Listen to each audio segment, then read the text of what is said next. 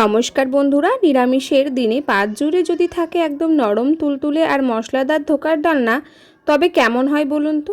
আজ শুধু ছোলার ডাল ব্যবহার করে আলু দিয়ে বানিয়ে দেখাবো দুর্দান্ত স্বাদের এই ধোকার ডালনা। প্রথমেই ছোলার ডাল ভালো করে ভিজিয়ে নিয়ে মিহি করে পেস্ট বানিয়ে রেখেছিলাম। কড়াইতে সামান্য তেল দিয়ে ডালের পেস্টটা দিয়ে ভালো করে নাড়াচাড়া করে শক্ত করে নিয়েছি। এরপরে একটা থালায় ঢেলে পিস পিস করে কেটে নিয়েছি। এবার কড়াইতে তেল গরম করে ধোকার পিসগুলো লাল লাল করে ভেজে তুলে নেব। তার আগে বলে দিই, ধোকার ডালনাটা বানানোর জন্য এই যে মেন উপকরণটি ডাল, এটাকে কিন্তু তোমরা খুব ভালো করে কড়াইতে নেড়ে নিতে হবে।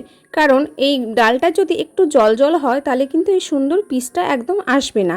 তাই সুন্দর করে ভালোভাবে তোমরা এটাকে নেড়ে নেওয়ার চেষ্টা করবে। তারপর থালে চাপ দিয়ে ঠান্ডা হলেই তবে পিস পিস করে কেটে নিও। তো চলুন দেখা যাক।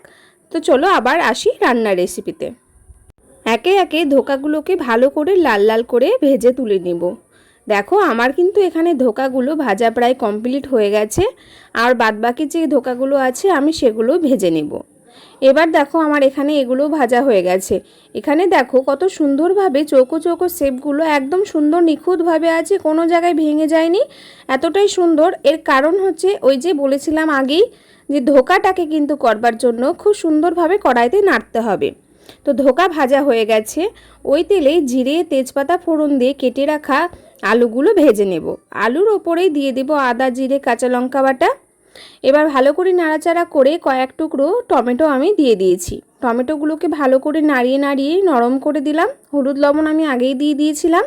এবার আলুটা সেদ্ধ হয়েছে কিনা দেখে নিচ্ছি। আলুটা যখন সেদ্ধ হয়ে যাবে ঠিক তখন এই ধোকাগুলোকে আমরা অ্যাড করব। যদি আগে দিই কিন্তু এটা কিন্তু পুরোপুরি ভেঙে যাবে।